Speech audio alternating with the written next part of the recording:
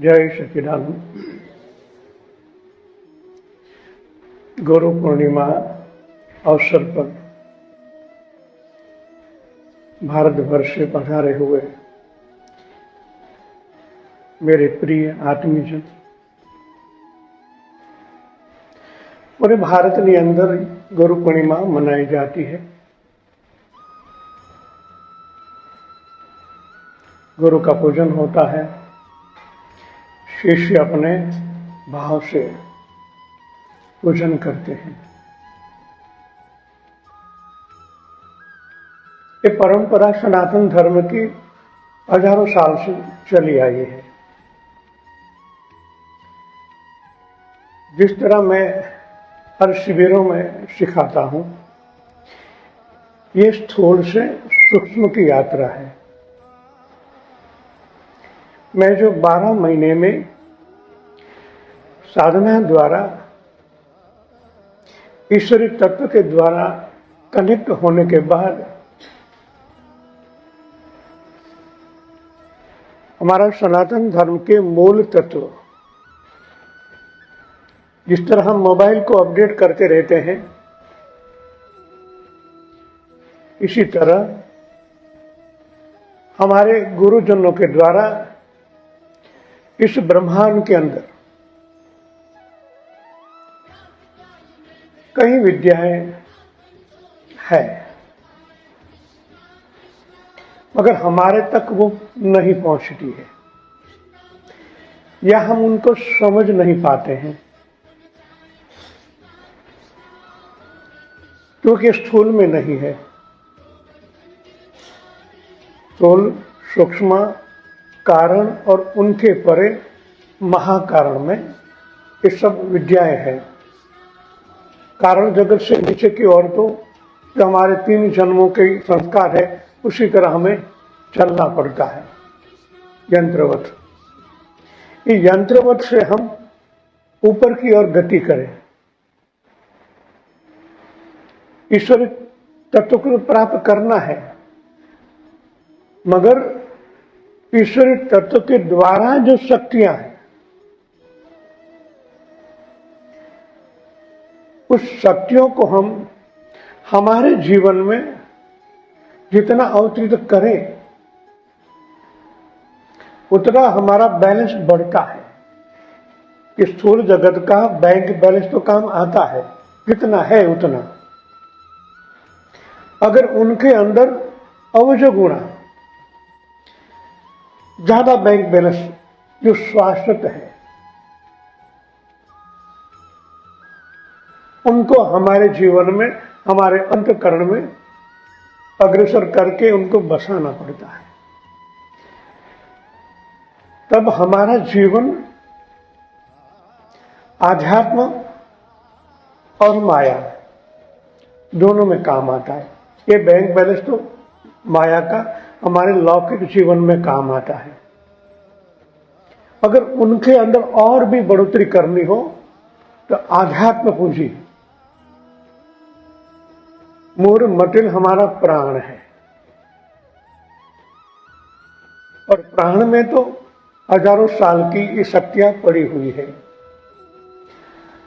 गुरुजनों का कार्य, संत जनों का कार्य यही होता है, उनके साथ तारीफ करें, उनको आत्मसात करें और अपने शिष्यों के जीवन में ट्रांसफर करें। जो भी पूंजी 12 महीना में हम एकत्रित करते हैं, कि गुरु पूर्णिमा ही ऐसा अवसर है, आप और हमारा ये मिलन स्थूल नहीं है। मैं यही कहना चाहता हूं, ज्यादातर भारत भर में गुरु पूर्णिमा होती है, गुरु पूजन होते हैं, आशीर्वचन देते हैं, भोजन करके हम विदा हो जाते हैं। यही क्रम चला आया है। मगर हमारा ओम तपोवन का जो कार्य है थोड़ा अलग है, क्योंकि आपके जीवन में परम तत्व को प्राप्त करना ये हमारा मुख्य गोल है। किस तरह उनको प्राप्त किया जाए, प्राप्त करने के बाद जो शक्तियां अर्जित होती हैं जीवन में कैसे उतारी जाए,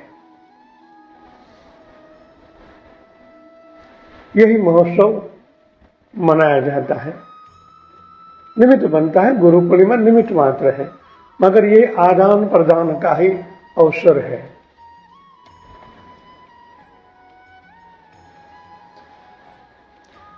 और गुरु को देखने की दृष्टि आपको उजागर करनी चाहिए। जो दिख रहा वो नहीं है, जो नहीं दिखता वो सत्य है। आज गुरु ने कहा ना, ब्रह्म सत्य जगत मिथ्या।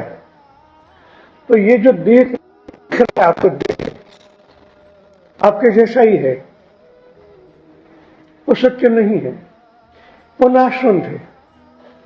आज नहीं तो कल गिरने वाला ही है,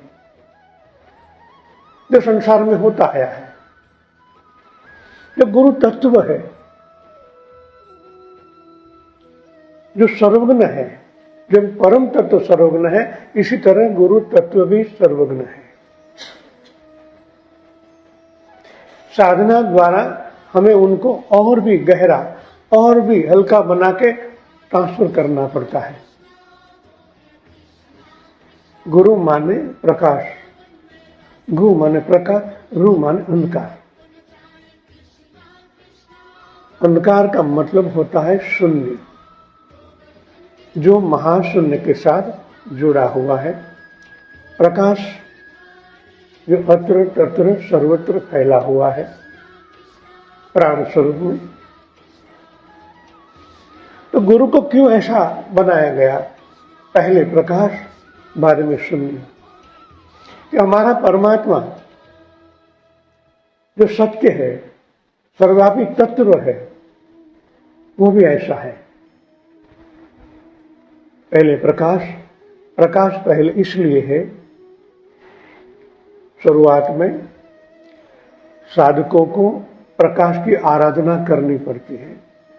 हमारे कई उपनिषदों में इनका वर्णन है,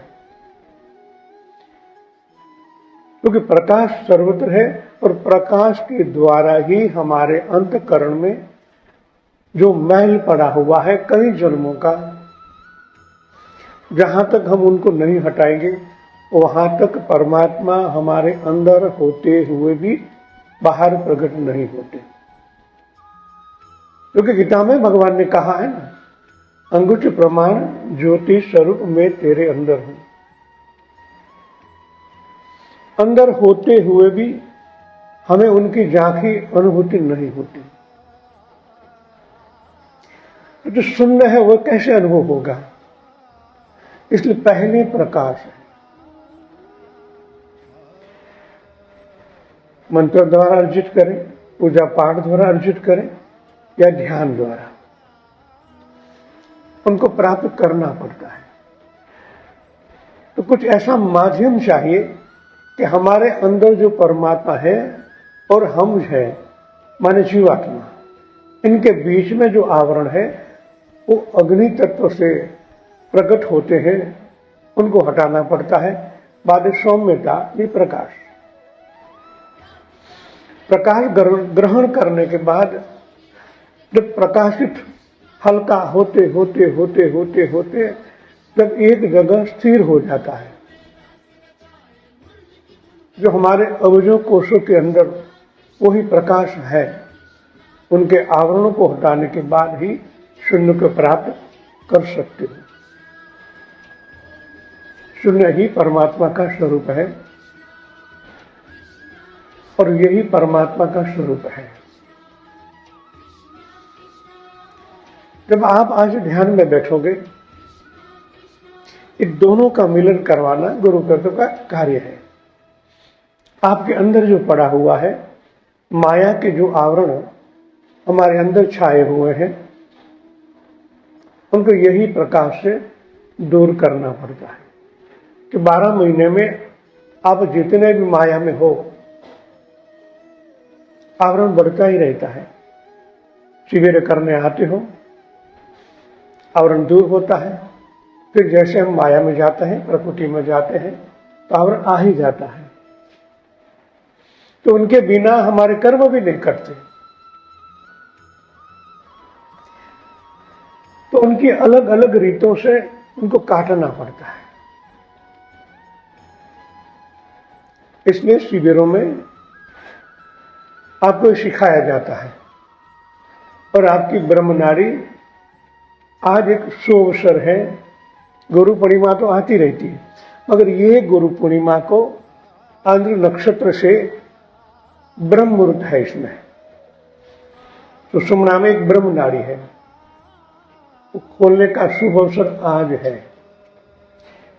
धनभाग्य हमारे, इस अवसर पर ये ब्रह्म नाड़ी आज ज्यादा सक्रिय होगी। कम मुहूर्त में, कम मेहनत में हम उनके साथ कार्य एक कर सकते हैं। सर्वव्यापी तत्व में गुरु सर्वज्ञ है, शिष्य इनका अर्थ होता है शिष्य। सी माने सर्वव्यापी, स माने अवशिष्ट, भागाकार करने के बाद जो शेष बचती है वो हम हैं। भगवान ने कहा मेरा ही सनातन अंश आप हो। हम शेष है उनके, एक अंश है। अंश और अंश का मिलन, इनके द्वारा ही हम परमात्मा को प्राप्त कर सकते हैं। कुछ चाहिए तो गुरु द्वारा हमें दिया जाता है। अग्नि प्रकट करना पड़ता है, तो एक खाली अग्नि से नहीं होता, दीवार चलिए दो चाहिए। इसी तरह आपके अंदर जो कषाय है उनको दूर करने के लिए, सर्वव्यापी प्राप्ति के लिए ये कार्य करते आए हैं। इसलिए हमारी यात्रा सूक्ष्म की है।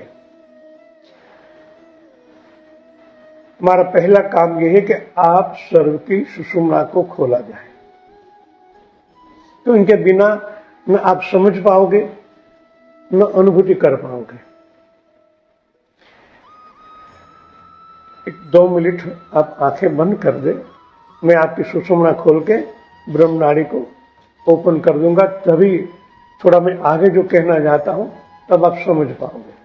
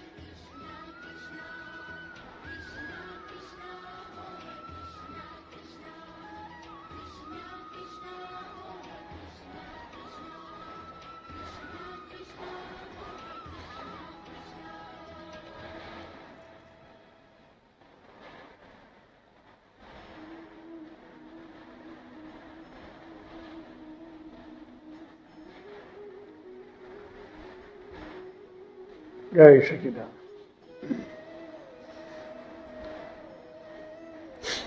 देखिए, दोनों बैलेंस होनी चाहिए।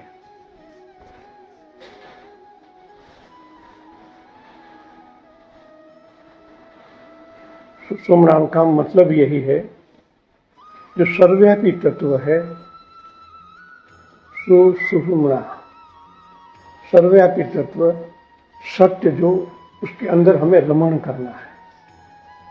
सुषुम्ना का मतलब ये है, जो सर्वव्यापी तत्व है उस सुषुम्ना में हमें उनके साथ एक होकर रमण करना, फैलना है। तो सुषुम्ना ब्रह्म नाड़ी है, पूरे ब्रह्मांड में फैली हुई है।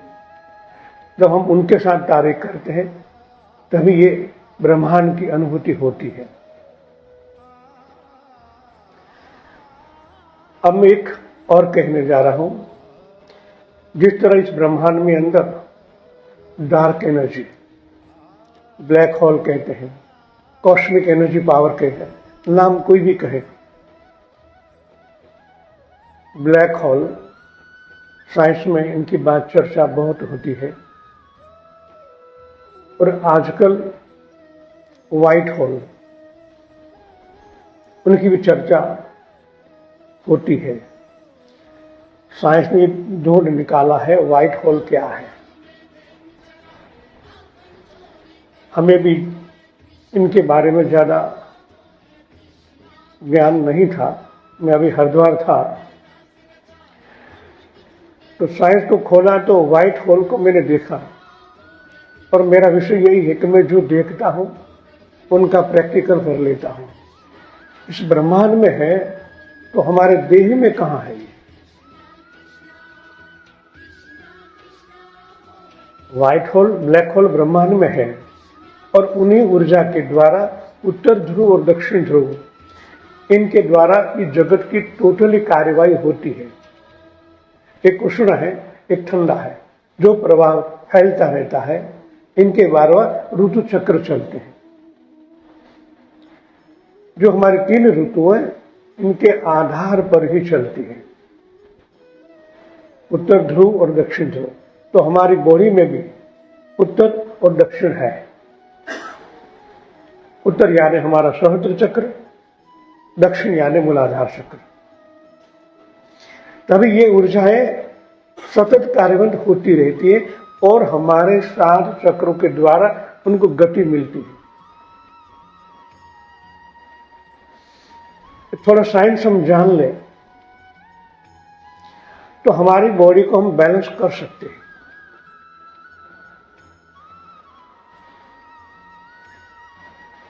हमारी बॉडी में मूलाधार चक्र ब्लैक होल है। खाली संकल्प करोगे ध्यान में, मेरी चेतना इस शरीर के मूलाधार चक्र में जो ब्लैक होल है उनके साथ कनेक्ट हो तो तुरंत आपका मूलाधार चक्र इतना गर्म हो जाएगा और उनकी तरंगे बाहर आने लगेगी। और व्हाइट होल ये हमारा स्वादिष्ठान चक्र है।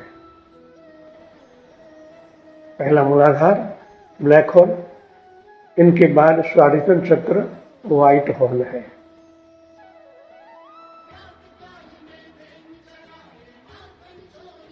धीरे धीरे जब ये गति आगे बढ़ती है तो आज्ञा चक्र में चेंज हो जाता है।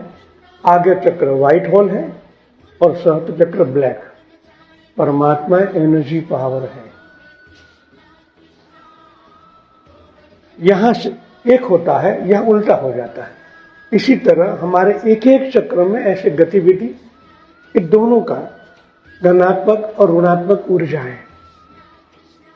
मूलाधार से अप होने वाली डार्क एनर्जी स्वादिष्ठान चक्र में कनेक्ट होने के बाद इस ब्रह्मांड का सृजनात्मक कार्य होता है। पूरे ब्रह्मांड के अंदर जो सर्जन विसर्जन होता है धनात्मक और ऋणात्मक ऊर्जा के द्वारा, 2 ऊर्जाएं मिलती है तब इनका रूपांतर होता है। अगर हम इतने डीप में नहीं गए हैं ना पूजा पाठ में, खाली यही पूजा पाठ जब तब से आगे नहीं गए हैं। हकीकत में हमारा परमात्मा कॉस्मिक एनर्जी पावर ही है। ये जब आपके अध्यात्म में उतर जाएगा ना तब टोटली साइंस आपके अंदर से प्रकट होगा। आप खुद कुछ बना पाएंगे क्योंकि इनके पास ही व्हाइट होल है। और जब ये मंदिर बना,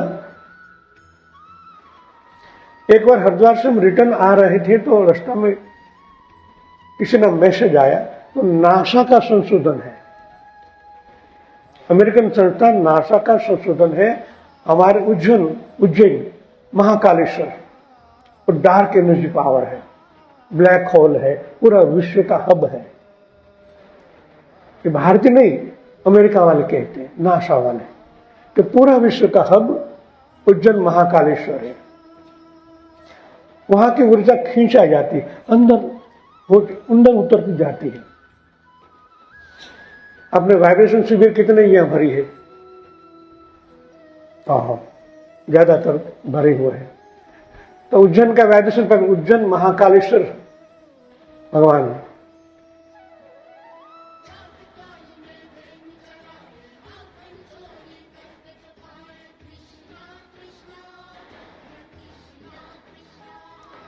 मूलाधार चक्र एकदम एक्टिव है, उनके साथ स्वादितन कनेक्ट होके सहस्त्र अनाहत ऊपर से लेकर सहस्त्र चक्र में प्रवाह अंदर खींचता है।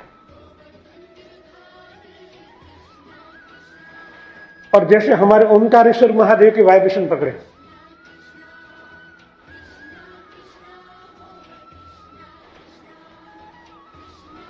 मूलाधार कम हो गया, आगे चक्र एक्टिव ज्यादा हो गया और हल्का लगता है। इनका अर्थ ये हुआ, उज्जैन महाकालेश्वर का जो डार्क एनर्जी पूरे ब्रह्मांड की ऊर्जा है वहां एकत्र होकर अंदर पाताल में चली जाती है और व्हाइट होल से प्रकट होती है। हमारा एक नसीब है, प्रारब्ध है हमारा ओम तपोन का। पूरे भारत के ज्योतिर्लिंग का वाइब्रेशन पकड़े, हर जगह थोड़ा थोड़ा अलग आता है, उनके वाइब्रेशन थोड़ा थोड़ा चेंज है। सहस्त्र चक्र कनेक्ट होने के बाद किसी में आग्नेय चक्र ज्यादा है, किसी में अनाहत, किसी में स्वरितन, अलग अलग हमारे ज्योतिर्लिंग है।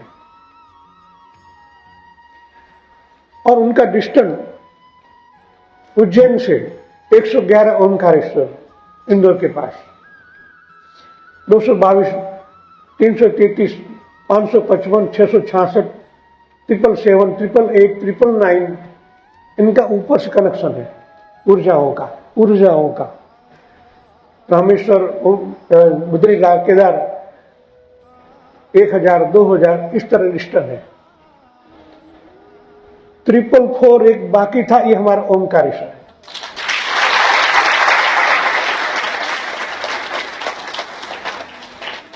ट्रिपल फोर ही बाकी था और हम सब इनके शामिल हो इस बनाने में योगदान आपका दिया है कि भविष्य में एक अलग ज्योतिर्लिंग बनेगा।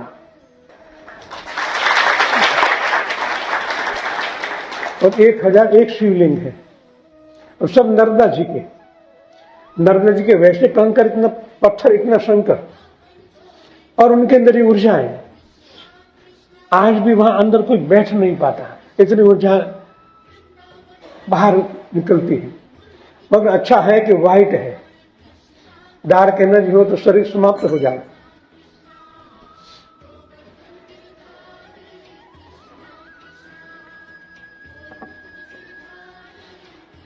तो हमारे अंदर भी ब्लैक होल, व्हाइट होल, इनके घनात्मक ऊर्जाएं मणिपुर में थोड़ी स्थिर होती है, इनके बाद अनाहत होकर सीधी आग्नेय चक्र में आती है, इनके बाद सहस्त्र में।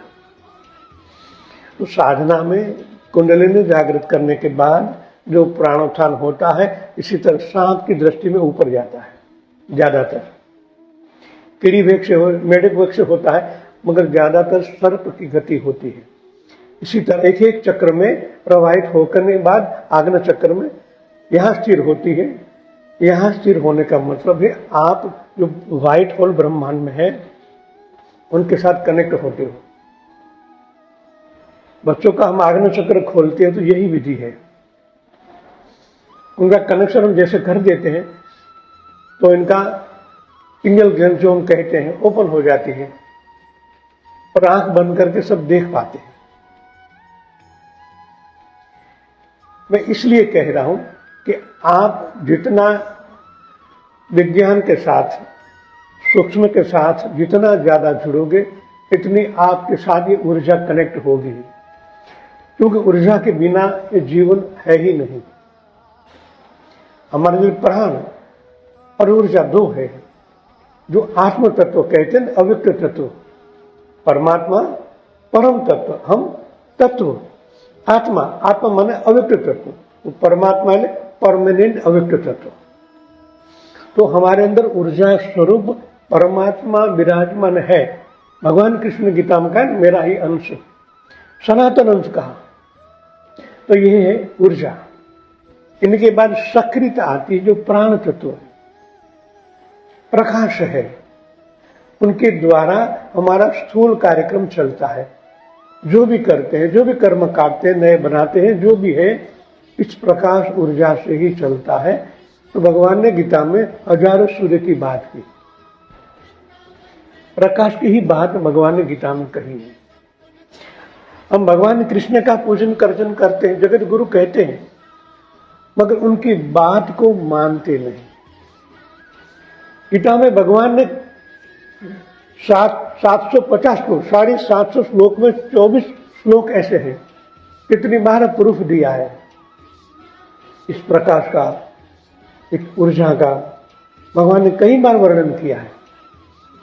तो हम थोड़ा ऊपर फॉलो करें ना, तो आप तो अभी सुषुम्ना वाले हो,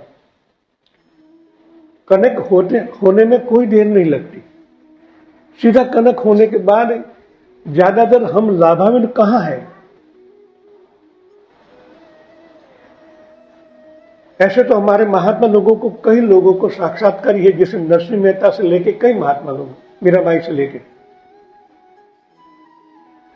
मगर उनको भगवान को प्रार्थना करनी पड़ती थी, भगवान मारवा काम करो। जब आपको उनसे मुक्ति मिली, क्योंकि आपके अंदर वो ही ऊर्जा काम कर रही है। आप प्राण को आदेश देते हो, ऐसा हो। आदेश कौन दे सकता है?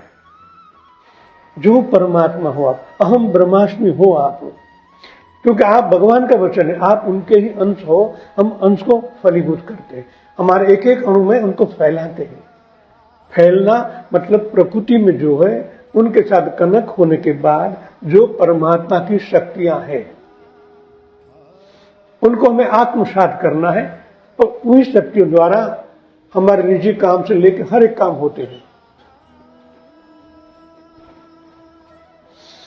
क्योंकि हम स्थूल जगत में ज्यादा रहते हैं, तो कहाँ प्रॉब्लम खड़ी होती है? आप देखते हो, ऐसा लगता है कि आप दोनों आंख से देख रहे हो, बराबर है? आप दोनों आंख से देख रहे हो, और मैं कहता हूं आप एक आंख से देख रहे हो।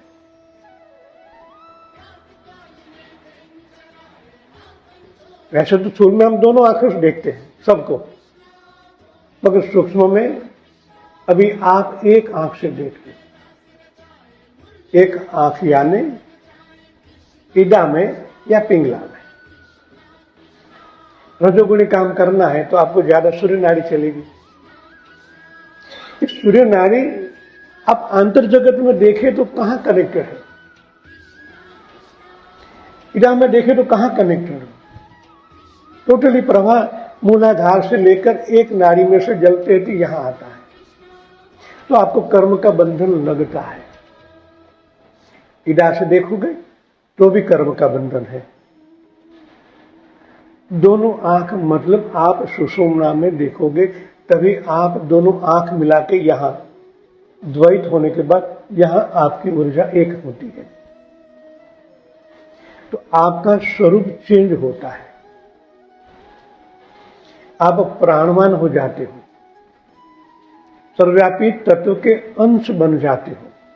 सुषुम्ना का महत्व इसलिए है, सर्वव्यापी जो तत्व है आपके द्वारा इस सुषुम्ना में आप उनके साथ कनेक्ट होते हो। जब उनके साथ कनेक्ट होते हो तो कर्ता हम नहीं है, कर्ता वो है परमात्मा। तो न तो कर्म का बंधन और काम हो जाता है। ज्यादातर देखने में एक ही ध्यान रखना है, मैं प्राण स्वरूप हूं।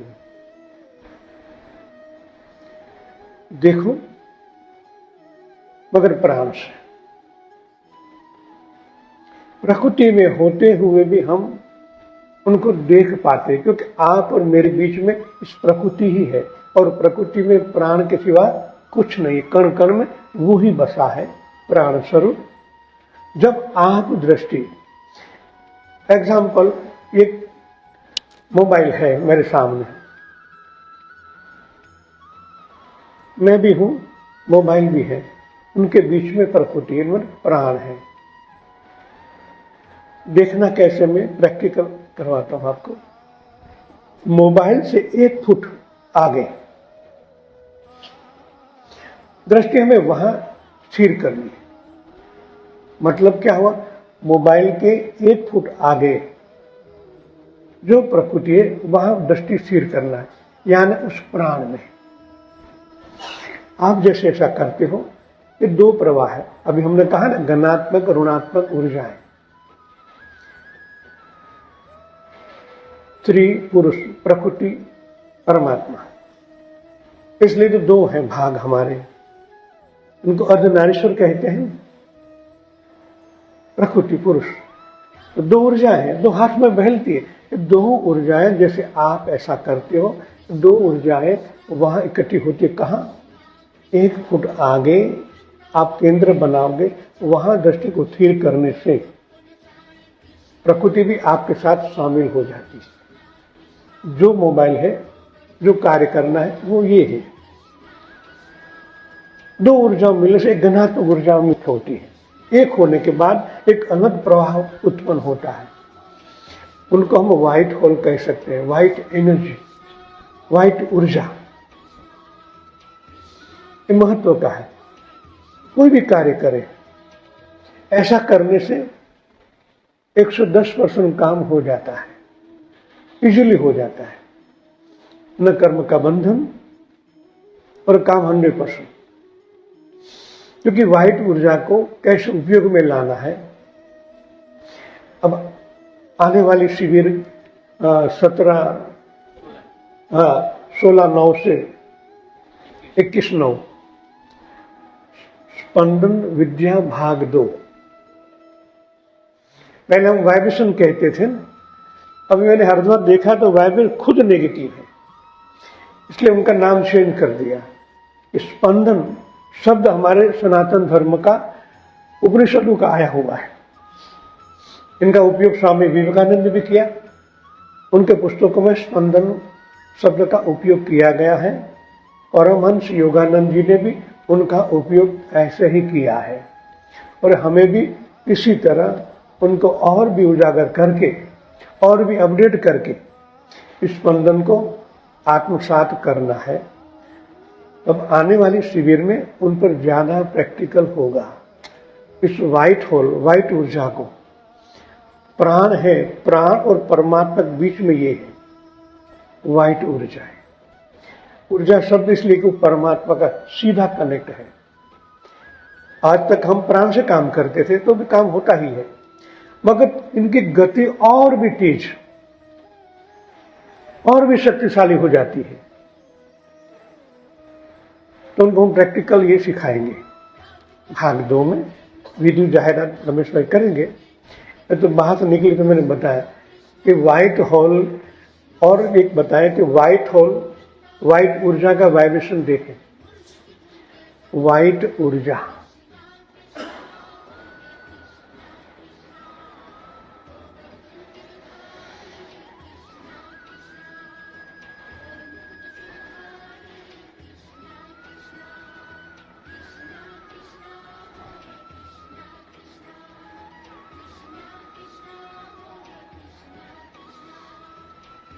मूलाधार, स्वादितन थोड़ा है, सहस्त्र कनेक्ट होके आगे और अनाहत चक्र, इस व्हाइट ऊर्जा का वाइब्रेशन है, स्पंदन है, सहस्त्र कनेक्टर है। तो जब आप अभी इनको देख लिए, अब कैंसर, कैंसर की वाइब्रेशन देखें।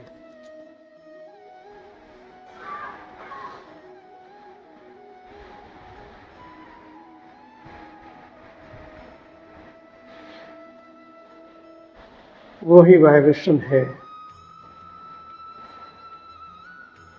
कैंसर के वाइब्रेशन यहाँ आगे चक्र अनाह चक्र, ये 2 अंगुलियां थोड़ी फूलती है। हम जो सिखाते हैं कैंसर के वाइब्रेशन में, पकड़ना हो किसी को तो ये उंगली पर ज्यादा फोर्स आता है, वो फूलने लगती है। और दक्षिण जहां दाएं उनकी मैक्सिमम पिंगला चलती है। जिनको कैंसर हुआ है उनकी लोही पतला हो जाता है, गर्मी ज्यादा बढ़ जाती है, हीमोग्लोबिन डाउन हो जाता है, रोग प्रतिशक्ति डाउन हो जाती है। अब रोग प्रतिशक्ति डाउन हो जाने के बाद उनको कैसे बढ़ाएं? आज विज्ञान के पास ये नहीं है, इसलिए ज्यादातर केस फेल होते हैं। तो ये अनुभव मैंने किया कि इनका अनुभव कर सकते हैं हम। उनको जागृत करने के बाद व्हाइट ऊर्जा ट्रांसफर करने से रोग प्रतिकार शक्ति तीव्रतम बढ़ जाती। एक ये है। और धर्म और विज्ञान को जोड़कर हम इसलिए चलते हैं कि धनंजय प्राण का भी उपयोग हमने किया। 5 प्राण और 5 उप प्राण है, उनमें एक धनंजय है। धनंजय शब्द भगवान कृष्ण ने अर्जुन पर कहा, बेटा धनंजय कहा था। एक लेवल पर जब साधक जाता है तब ये ऊर्जा का अनुभव कर पाता है। तो धनंजय और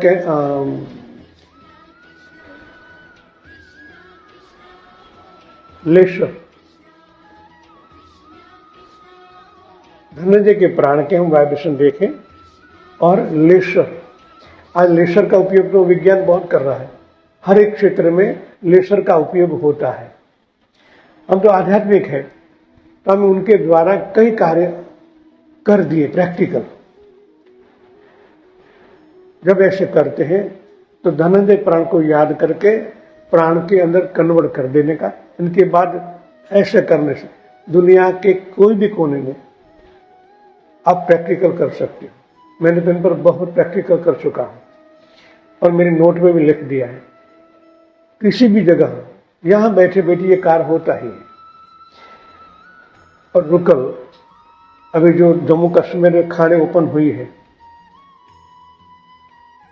ये भी मैंने देखा और उनके वाइब्रेशन स्थिर कर दिए।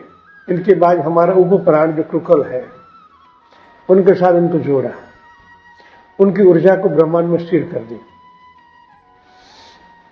और आपके यूज के लिए मैंने सब पैटर्न बना के रख दिया है। कहने का तात्पर्य यह कि हम धर्म विज्ञान को जोड़े। विज्ञान का मतलब यही होता है विविध ज्ञान। कल शाम को मैंने बताया कलयुग नहीं, कलयुग कही था। कलयुग में कलयुग कलाओं का युग है।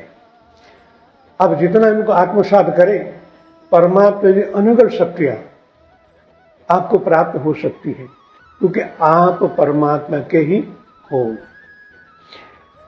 ये नहीं भूलना है, खुद को पामर नहीं कहना है।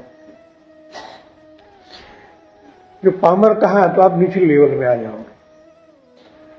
आप परमात्मा के ही हो, क्योंकि आपके अंदर प्राण है। यहां जितने बैठे सबके अंदर प्राण तो है ना। कहो कि मेरे अंदर प्राण नहीं, हम ज्यादा जो उपयोग कर रहे हैं, प्राण पंखेरु चलू जतु रही, प्राण पंखेरु उड़ी गए, मतलब देह छूट गया। अब सबके अंदर प्राण है। और गीता में भगवान ने प्राण को खुद का स्वरूप बताया।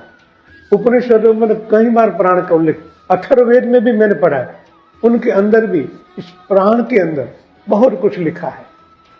हमारे ऋषि मुनि तो प्रैक्टिकल थे, उन सब ने प्राण पर बहुत लिखा अथर्ववेद में। उपनिषदों में मैंने पढ़ा है कि प्राण के उपयोग स्वामी विवेकानंद ने इन पर बहुत लिखा है। राजयोग में प्राण, आध्यात्म प्राण, ये बहुमूल्य संप्रदाय है, परमात्मा की शक्ति है। इनके द्वारा ही राम जी ने हनुमान जी द्वारा काम किए। तो प्राण हनुमान जी का भी स्वरूप है और आपके अंदर विद्यमान है।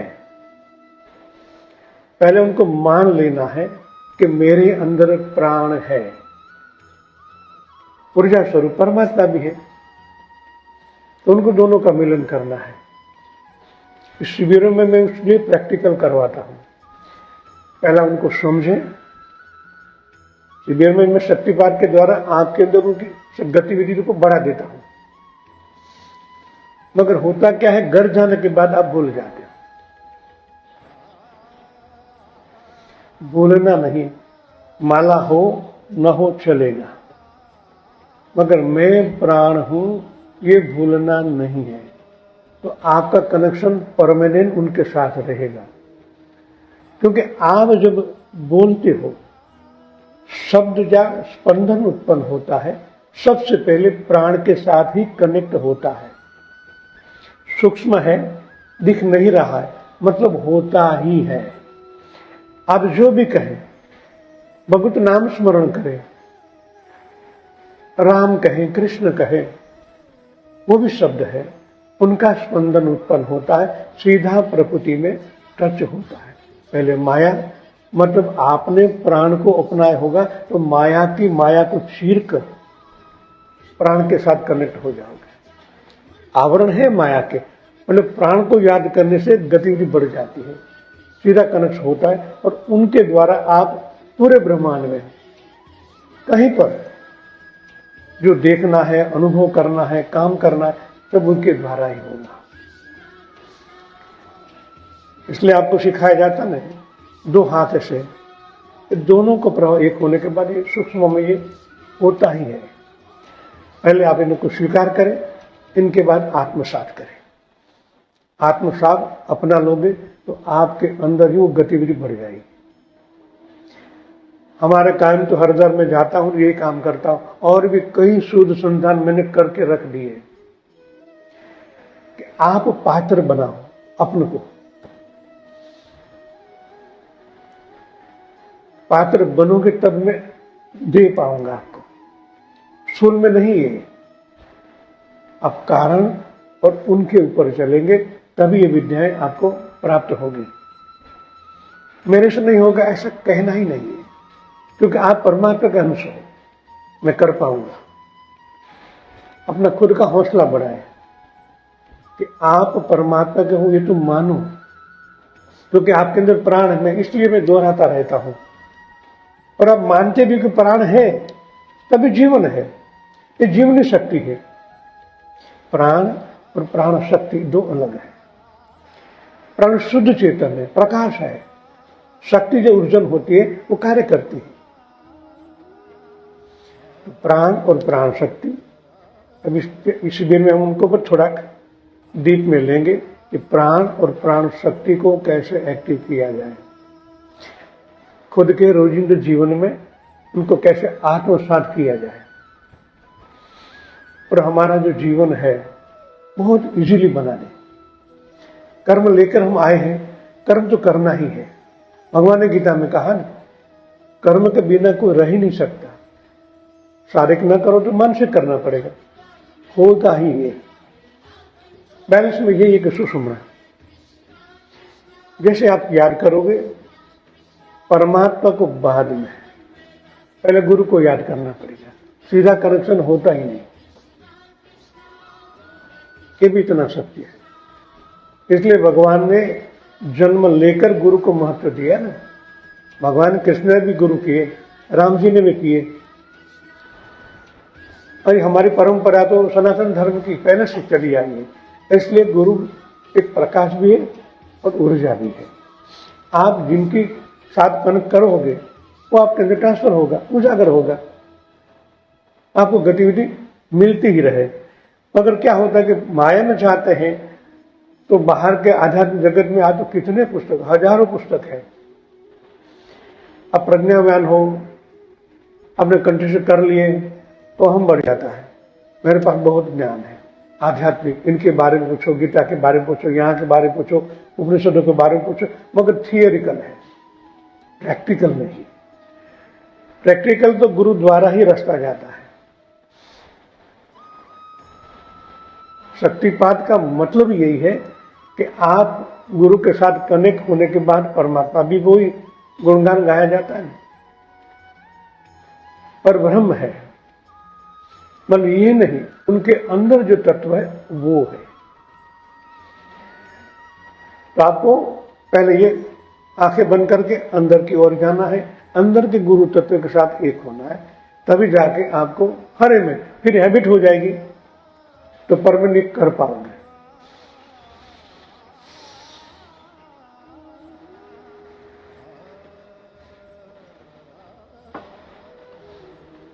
हरिद्वार में मैंने बहुत कुछ बनाया हुआ है, मगर कभी मेरे को ऐसा लगता है कि मैं किसको दूं।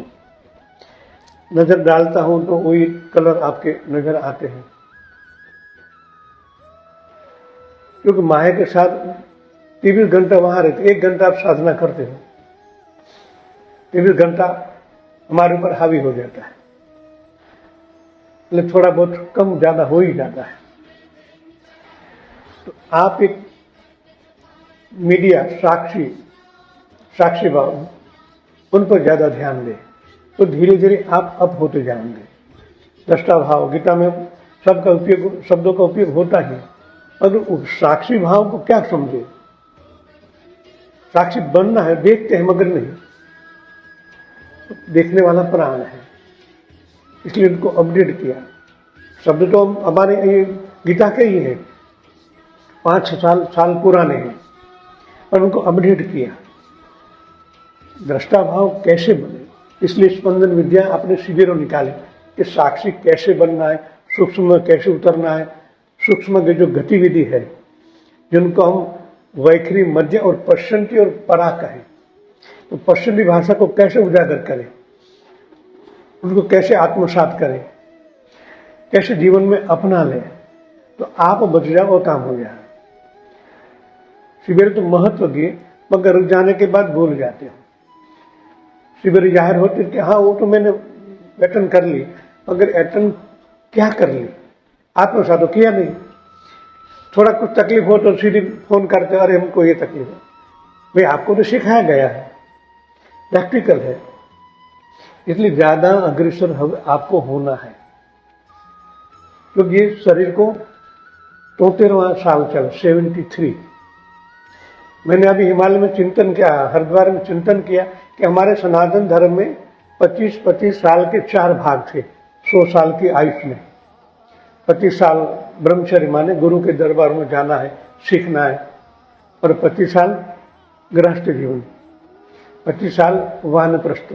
वानप्रस्थ का मतलब होता है आप अभी यहाँ भी हो, ईश्वर के साथ भी, आपकी जो अनुभूति हो कुटुंब समाज को दे, सेवा।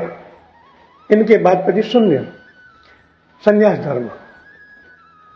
तो मैंने सोचा ये अमल क्यों हमारे से ही किया न जाए। अब 100 साल तो है नहीं, 80 साल पकड़ लो, तो 70 में ज्यादा को 75 में को 80 में। तो मैंने समझा 80 साल में पकड़ लो।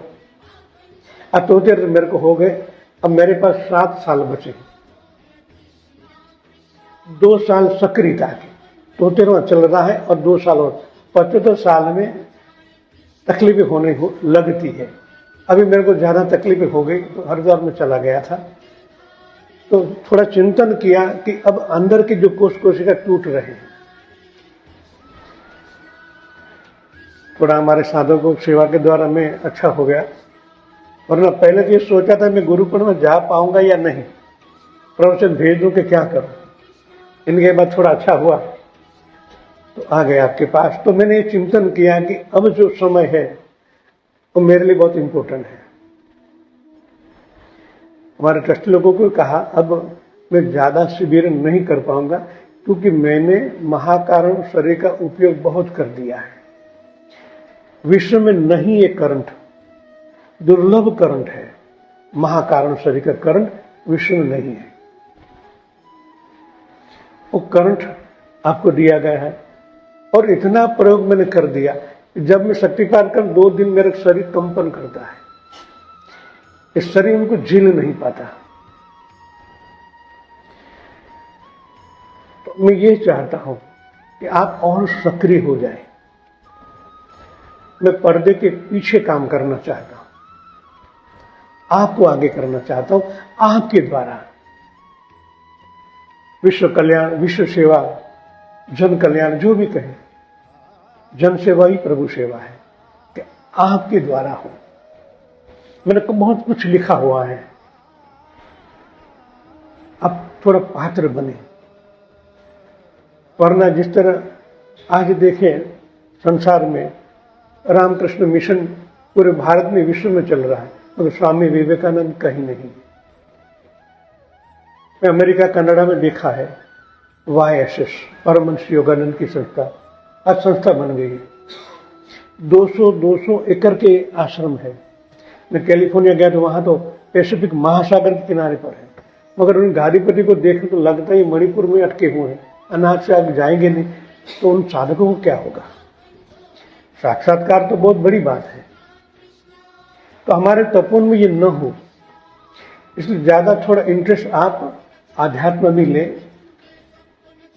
जो 50-60 के ऊपर के हैं उनको मैं इसलिए कह रहा हूं कि आप वानप्रस्थ को परफेक्ट अपनाएं। आपको संसार में माया में भी रहना है, समाज में भी रहना है, और आध्यात्म को थोड़ा ज्यादा जोर करें। वरना जब संन्यास धर्म लोगे तब हमारी विकेट गिर जाएगी। ये न हो। जो भी ऊपर के हैं, मैंने जो 23 साल से यही कार्य में हूं। 2000 में तो सेवा में लग गया, 98 में दीक्षा ली, यानी कि 2000 साल से मैं सेवा कर रहा हूं। कहीं आखिरी बार कितनी बार गया हूं जन कल्याण के लिए, कोई पैसा नहीं लेना किसी के पास, टिकट भी मेरी। और आज उनको 23 साल हो गए।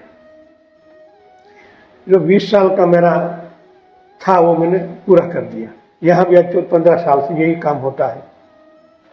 तो थोड़ी जिम्मेदारी आप भी लें, उनको थोड़ा चिंतन करें कि अब आप जिम्मेदारी लो, मैं आपके पीछे हूं, जहां गाड़ी अटकेगी मैं हूं, और ज्यादा सक्रिय हो। समाज सेवा में ज्यादा जिम्मेदारी ले, जो आप आत्मसात करते हो दूसरों को बांटे। 20-20 तक करें तो 60 साल, 20, 40 और 60। अब 20 साल संन्यास धर्म के, वो भी उनका उपयोग मैं यहां कर रहा हूं। इसलिए मैं कह रहा हूं अब मैं शून्य में जाना चाहता हूं। वैसे नहीं बैठा रहूंगा, काम तो करना ही है। भगवान ने जो जिम्मेदारी मेरे को दी है आने वाली पीढ़ियों के लिए, हम देखते आज तो आज पीढ़ी जो नई जन्म लेती है कितनी होनहार, शक्तिशाली है, ऊर्जावंत है। वो बड़ी होगी ना, जो उनका परफेक्ट वे नहीं बनाएंगे तो ऊर्जा गलत मार्ग में जाएगी। कई किस्से आते हैं, कई व्यसनी हो गए, युवानी में ऐसे हो गया, क्योंकि उनको कोई परफेक्ट गाइडलाइंस नहीं मिली है। हमारे समाज में ऐसा होता है, ये न हो। इसलिए मैं ज्यादातर बच्चों पर ध्यान देता हूं कि ये भारत का भविष्य है। मोदी जी जैसे बनाने हो तो ये ध्यान देना ही पड़ेगा, ये हमारी जिम्मेदारी है। हम अभी नहीं तैयार करेंगे तो क्या होगा भविष्य का? भगवान की कृपा से हम सुख संपन्न वाले हैं, अच्छे हैं, अच्छी पोजीशन है हमारी। इसी पोजीशन में सुखावसान इदमेव सारम, दुखावसान इदमेव ज्ञेयम, देहावसान इदमेव ज्ञात्यम। मनोज दादा ने श्लोक आत्मसतर्क का है। सुख में ही, मतलब अभी इनका सदुपयोग होना चाहिए। दुख पड़े तब भागा भाग करिए नहीं, सुख में ही प्राप्त करना। सुखावसान इदमेव ज्ञेयम, तो उनको साथ में करना है। ज्ञान को ज्यादा आत्मसात करें और बांटें, वरना दुख पड़ेंगे तो हम परेशान हो जाते हैं, भागा भाग करते हैं। खुद जो तकलीफ हम खुद निपटा सकते हैं, लेकिन शक्ति आपके अंदर है, आपको ट्रांसफर की हुई है, तो यहां ध्यान ज्यादा दें। और मैं भी अब ये कार्य करने वाला हूं, ज्यादा सुनने में और वानप्रस्थ दोनों, और आपको गाइडेंस देता ही रहूंगा। और अब आपको सक्रिय होना है। अभी अभिजीत भाई ने ऐसी एप्स बनाई है, विकास ने ऐसी एप्स बनाई है। टीचरों के नियमन करके इनके बाद आप जो भी तकलीफें हैं आप हैंडल करें, मेरे को उनसे मुक्त करें, तो मैं उस समय को सदुपयोग और भी गहराई से कर सकता हूँ। और भी नए नई शोध संधान, ये उपवन है, ये जो हमारे प्राण है, इनकी गहराई में और भी कई शक्तियाँ पड़ी हुई है, उनको और भी उजागर कर लें और आप पर ट्रांसफर कर दूँ, वरना ये विद्या लुप्त हो जाएगी। ये तो मैंने अभी एग्जाम्पल दिया ना, रामकृष्ण मिशन आज भी है, सेवा सक्रिय हो रहा है, मगर विवेकानंद नहीं है। हमें विवेकानंद की जरूरत है, शक्तिशाली महापुरुषों की जरूरत है, वो हमारे द्वारा ही प्रकट होंगे। इन बच्चों को इतना शक्तिशाली बनाना है, थोड़ा उनको भी ध्यान दें। उनके अंदर आप कहना कुछ नहीं है, किसी बच्चों को डांटना नहीं है, जो करना है सूक्ष्म में करें, उनके अंतःकरण में डाल दें। ये बीज है छोटा सा, अति सूक्ष्म कोश कोशिका, उनके अंदर आप डाल दोगे तो एक बड़ा वृक्ष बन जाएगा। जो आप चाहते हैं ऐसा बच्चा होनहार बनेगा। डांटने से कुछ नहीं होता, पहले से हम उसके अंदर डाल दें इस शक्ति संपदा, तो 100% होगा। तो ज्यादा नहीं कहता हूं, टाइम भी हुआ है। सबको जय सच्चिदानंद।